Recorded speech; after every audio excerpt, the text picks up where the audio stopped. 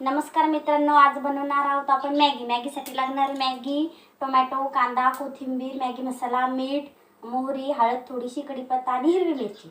आता आपण तेल टाकलेले आहे कढईत, गॅस सुरू करू। त्यामध्ये थोडासा कांदा,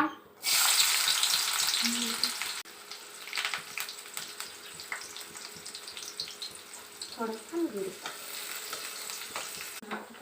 आता आपण त्यामध्ये टाकू टोमॅटो, हिरवी मिरची पण सोबतच टाकून घेऊ।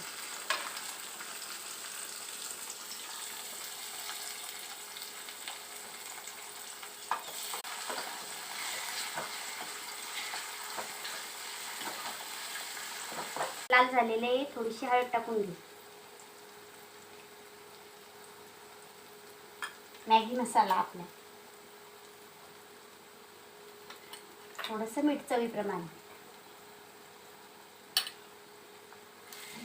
आपण त्यामध्ये आता थोडंसं पाणी टाकून घेऊ।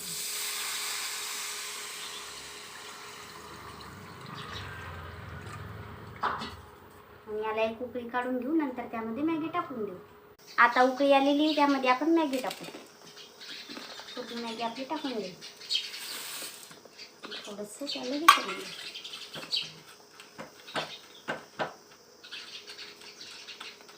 थोडीशी आपण त्याला शिजू देऊ।